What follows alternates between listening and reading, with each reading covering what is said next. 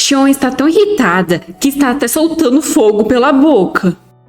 Cobrindo os ouvidos, devido aos gritos da Xion, Bolinho pede que ela fique calma e questiona o que alterou o humor dela. Xion tenta acalmar seu coração furioso. Afinal, Bolinho não tem ideia de que o Jung é seu inimigo mortal. Então ela justifica seu acesso de raiva como o medo de não suportar esse homem. Ela teve um breve desagrado com ele no aniversário da concubina Morena e não se importa de falar que acha a confiança dele extremamente desagradável.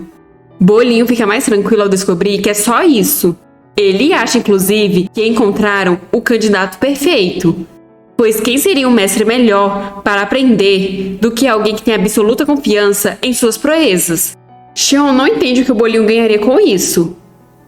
Bolinho diz que caso ela não tenha ouvido, o primo da concubina Morena é bastante renomado no campo das artes marciais. Xion pensa que se o Jung virasse o instrutor dela por alguma reviravolta bizarra do destino, isso poderia funcionar em benefício dela no final. Ela poderia aprender mais sobre seu inimigo mortal, como aluna, não como sua amante. Mas quanto mais tempo eles passarem juntos, treinando e cruzando espadas, mais fácil será para ele perceber quem ela é. Bolinho acrescenta que se ela está tão decidida a aprender a lutar, por que não fazer isso com um homem que provou seu valor contra os vilões mais covardes do reino? Suando frio, Xion se pergunta se o general investigativo já relatou Bolinho sobre a mestra Xion e se foi assim que ele conheceu a reputação do Jung. Se ela conhece bem o Bolinho, ele provavelmente está sendo atencioso, pensando que ela só está se recusando para poupá-lo desse problema. Xion então acaba concordando, já que o Bolinho está insistindo. Ao menos ela acha que isso ajudará a matar algum tempo. No dia seguinte, o imperador está perguntando ao cara que spawna o que ele descobriu do corpo não identificado. O cara que spawna diz que, de acordo com as conclusões do general investigativo, o falecido era o Lord Gang. Infelizmente, o corpo dele foi danificado de forma inalterável, e é por isso que demorou tanto para identificá-lo. Mas a orbe já de magenta descoberta junto com o corpo quase confirma a identidade dele. Bolinho diz conhecer bem essa orbe, já que ela foi o tesouro concedido ao Lorde pelo predecessor do Bolinho. O imperador acredita que o Lorde não seja a primeira vítima sem vida a ser descoberta com isso.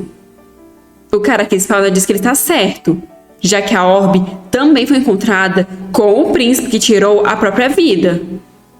Bolinho sabe que esses dois estavam entre os vassalos de maior confiança do imperador anterior, e questiona se o general investigativo já descobriu o autor. Mas o cara que spawna informa que a continuação permanece aberta até o momento. A intuição do Bolinho diz que o culpado está ligado aos criminosos que antigamente deram apoio ao príncipe assassinado. A organização deles provavelmente soube que foi ele que ordenou o assassinato do príncipe, e agora procura apagar todas as evidências de seu envolvimento no caso.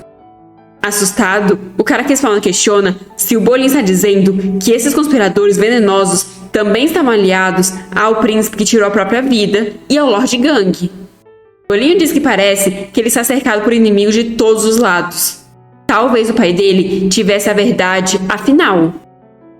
À noite, a imperatriz está andando pelos jardins, quando ela vê a figura do imperador.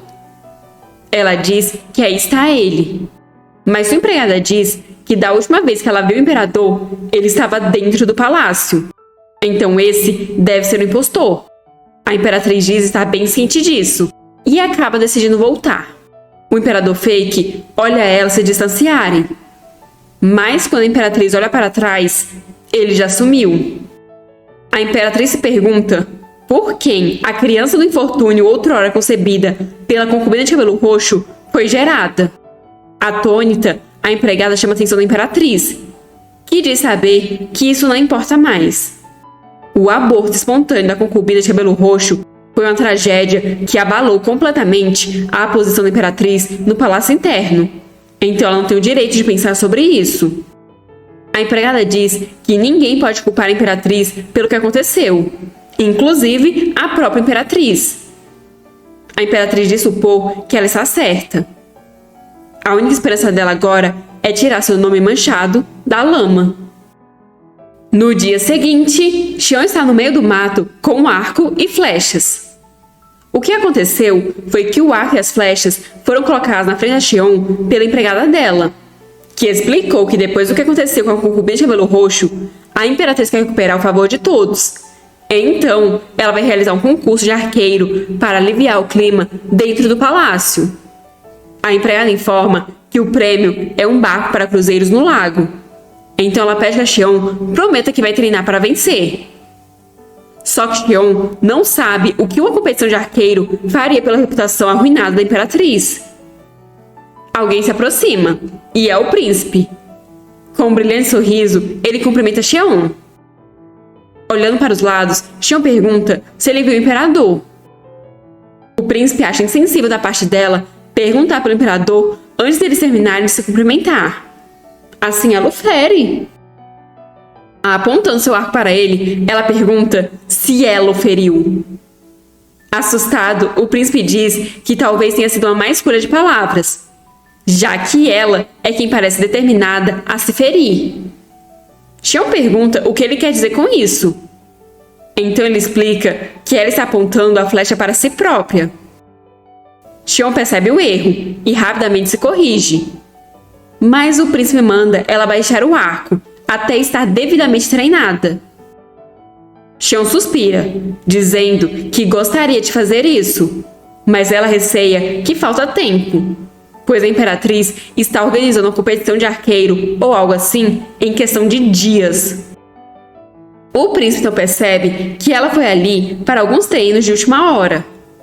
Ele questiona como está a pontaria dela. Toda convencida, Xion diz que todos os homens que ela marcou se apaixonaram por ela até agora. Só que o príncipe diz que estava se referindo às habilidades dela como arqueira. Sinceramente, parece que ela precisa urgentemente de um instrutor. Xion pergunta por que ele acha isso. Ele diz achar que já tiveram mortes o suficiente no palácio ultimamente. De um lado, temos o imperador. Do outro, o príncipe. E no meio, a Xion. Eles estão de frente para um alvo no formato de uma onça. Xion questiona o que o imperador está fazendo ali. E ele responde que um passarinho disse que ela parecia apta a causar inúmeras baixas com um arco nas mãos. Xion encara o príncipe com um olhar mortal, enquanto pergunta se seria um pavão intrometido. Assustado, o príncipe se esconde atrás do imperador. Bolinho diz para eles verem ela mirar. Xion aponta seu arco, mas ela está tremendo muito. Bolinho corrige a postura dela, mandando ela ficar firme e não tirar os olhos do alvo. Xion diz que está fazendo. Bolinho pergunta se ela vê o alvo, e Xion responde que sim. Ele então manda ela soltar quando estiver pronta. Xion pergunta se ele sabe por que ela tem que mirar em um alvo fixo. Qual seria o problema em mirar e acertar tudo que ela vê se movendo? Afinal, não é como se alvos vivos em batalha ficassem parados e esperando que ela atire neles. O imperador e o príncipe ficam confusos com esse papo de batalha e alvos vivos. Assustado, o príncipe pergunta se o imperador vê que a Xion é uma completa ameaça. Para a segurança deles, ela deve ser treinada do zero, sob supervisão de perto.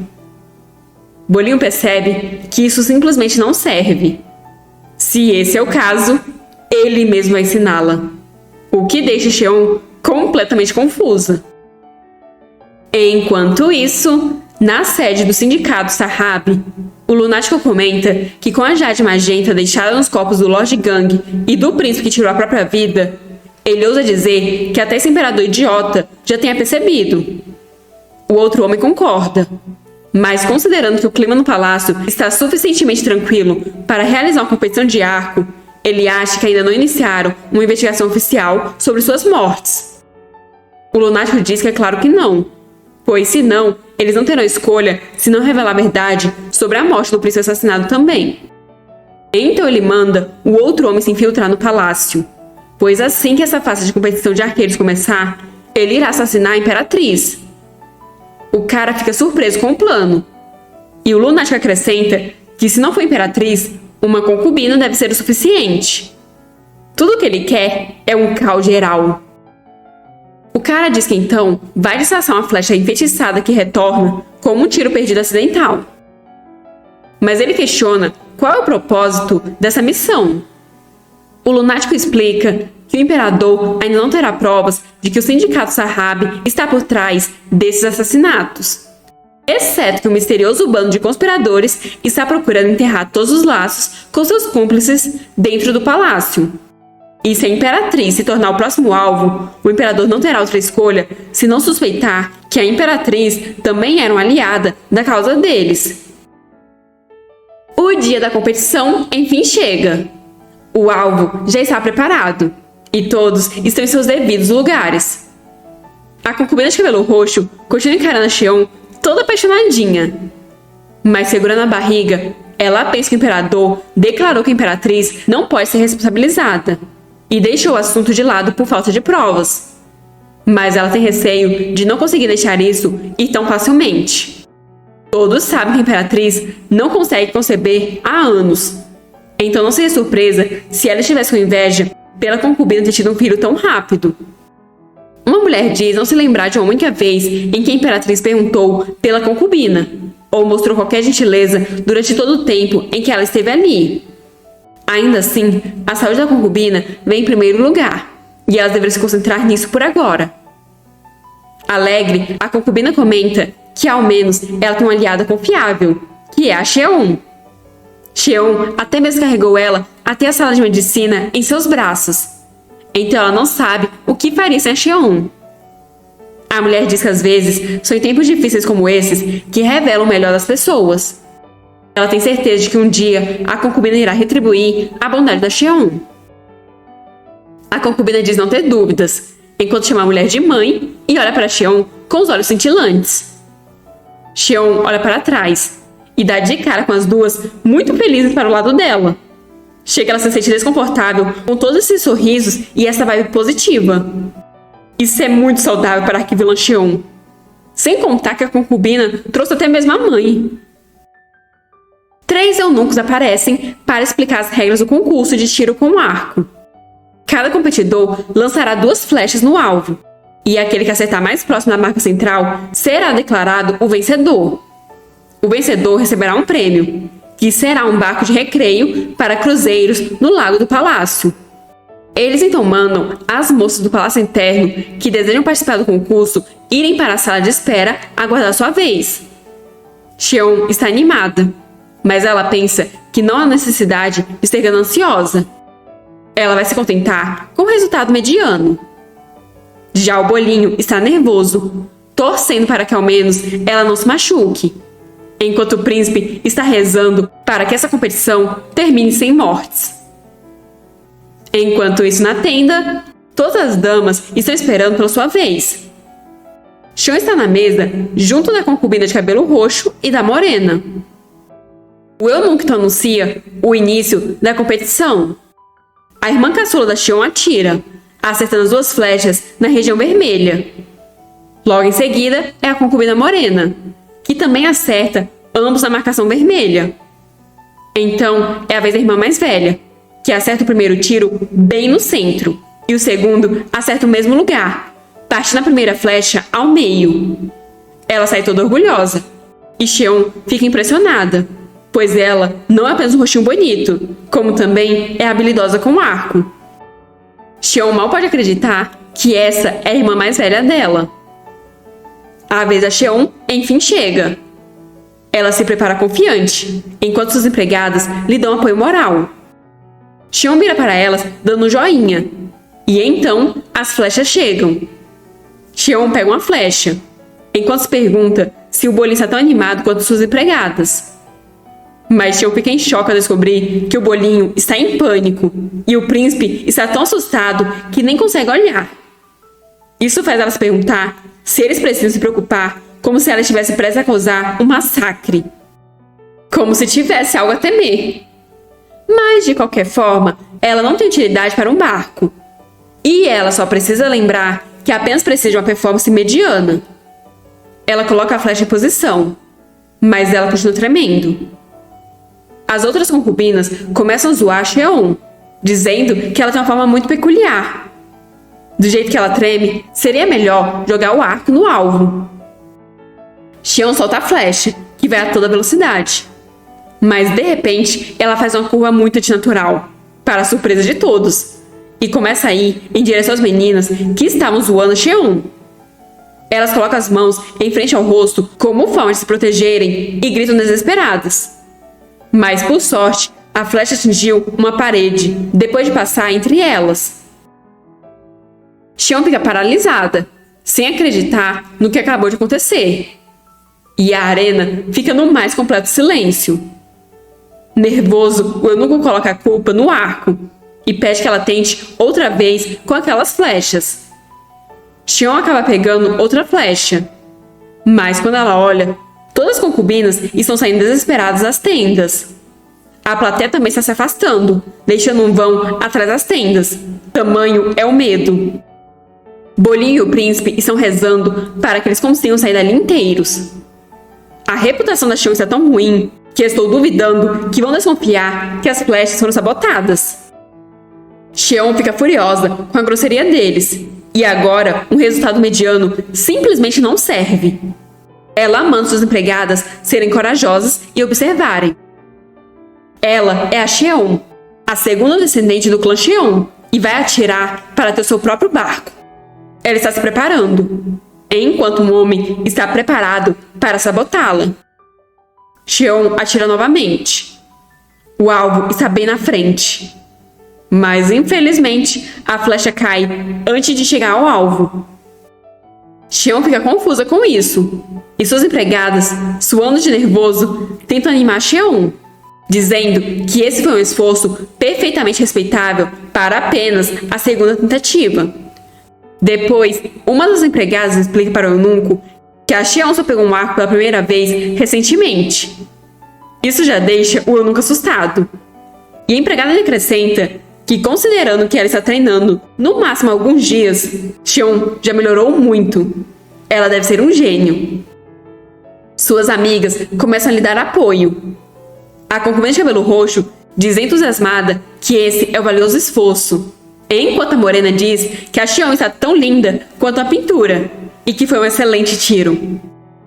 Cheon não tem ideia do que está acontecendo, já que cada flecha que ela lança parece ter mente própria. É como se estivesse sob um feitiço. Percebendo o que acabou de dizer, Cheon se lembra de um momento no seu passado. Ela estava ferida, e um cara em cima de uma árvore estava mirando nela. Ele atirou, e Cheon conseguiu notar. De repente, a flecha fez a curva antinatural e acertou o homem que atirou. Alguém perguntou se agora ela via do que o sindicato Sahab era capaz. Com a vasta gama de técnicas ocultas à disposição deles, a técnica da flecha feitiçada, que controla a trajetória das flechas em movimento, é apenas uma das muitas maravilhas que eles podem realizar. Estendendo a mão, ele disse que ela sabe que só ele pode mantê-la segura. Então Lunatic perguntou se ela vai com ele ou não. Pelo visto, alguém está usando a técnica da flecha feitiçada que o Lunatic falou. Cheon então avista um homem suspeito. Assim que é visto, o homem foge. E Cheon percebe que foi ele quem fez suas flechas desviarem do caminho. Ela vai acabar com isso antes que ele ganhe controle total sobre todas as flechas e machuque alguém. Ela então pega a última flecha e começa a ir atrás do cara. O imperador se levanta e o príncipe questiona se ele vai para algum lugar. Bolinho explica que ambos sabem que a Cheon tem um lado orgulhoso, então ela provavelmente saiu com pressa para esconder as lágrimas de vergonha. Ele deveria ao menos ir e confortá-la. De repente, uma flecha passa por ele a toda velocidade e acerta o braço de uma concubina. Algumas pessoas vão ao auxílio da concubina, e o cara que fala informa o imperador do que aconteceu, como se ele não tivesse visto. O imperador percebeu que essa flecha veio da mesma direção que a Cheon correu. O príncipe diz que vai chamar um médico e fala para o imperador ir garantir a segurança da Cheon. O imperador então parte. O cara que não questiona se o imperador suspeita que a flecha veio da Xion. O imperador responde que duvida muito que a Xion tivesse algum motivo para prejudicar a concubina de cabelo azul. O cara que diz que, no entanto, os outros podem não compartilhar da confiança do imperador, pois a Xion não só saiu da competição com o arco, como a própria flecha parecia ter vindo da direção dela. O imperador disse que a Xion não tem má vontade com a concubina de cabelo azul, mas o cara que se lembra que havia ressentimento entre elas há pouco tempo atrás. Afinal, foi no quadro com o de cabelo azul que a Xion foi envenenada com um chá suspeito. O imperador percebe que algumas pessoas irão acreditar que a Xion guardou rancor pelo incidente e esperou o tempo certo para ser vingada com o de cabelo azul. Assim, ele se apressa para encontrar a Xion antes que a situação fique fora de controle. Mas quando eles encontram a Xion, ela já está cercada pelo general investigativo e os seus homens.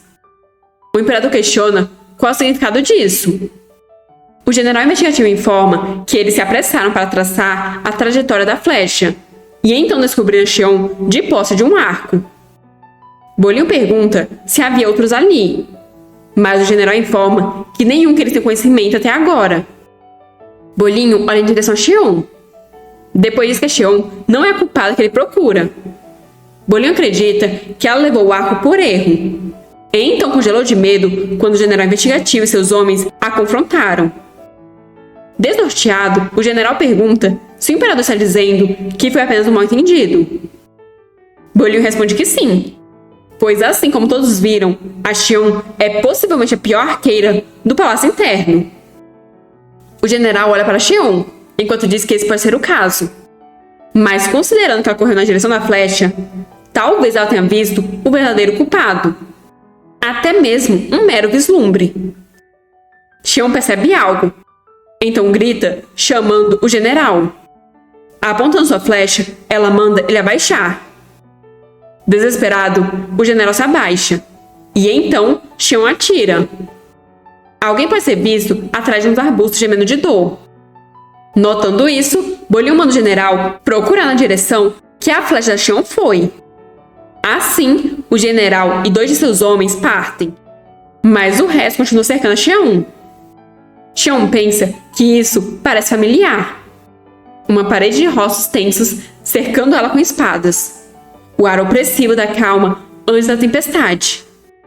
Xion olha para o Bolinho. Pelo menos dessa vez, ela sabe que o Bolinho certamente estará ao seu lado. O general investigativo volta. Após perseguirem conforme o imperador ordenou, eles encontraram esse homem no chão, atingido pela flecha da Xion. Só que ele não entende o que aconteceu ali.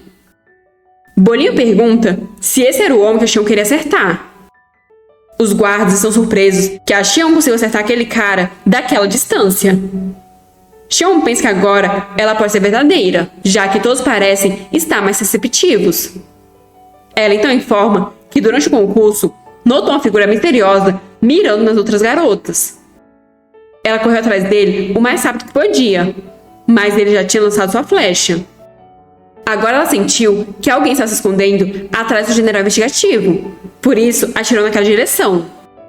No seu pensamento, ela ainda acrescenta que se não fosse por esses 2 idiotas desajeitados, ela teria pego o culpado. Bolinho diz que para alguém que disse que ficaria satisfeita com o desempenho mediano, ela certamente parece ter talento no arco e flecha. Pegando a flecha de um dos guardas, Xion informa que quando disse que teria um desempenho mediano, ela quis dizer mediano para os padrões dela. Ela tira a flecha, partindo uma folha ao meio, para a surpresa do Bolinho. Ela ainda se assegura de que seus padrões são excepcionalmente altos. Agora fica a dúvida: o que nossa amada Xion não é capaz de fazer? Essa mulher é simplesmente incrível. Se gostou, deixe um like e um comentário. Se ainda não for inscrito, se inscreva. E se puder, considere se tornar um membro. Nos vemos na próxima!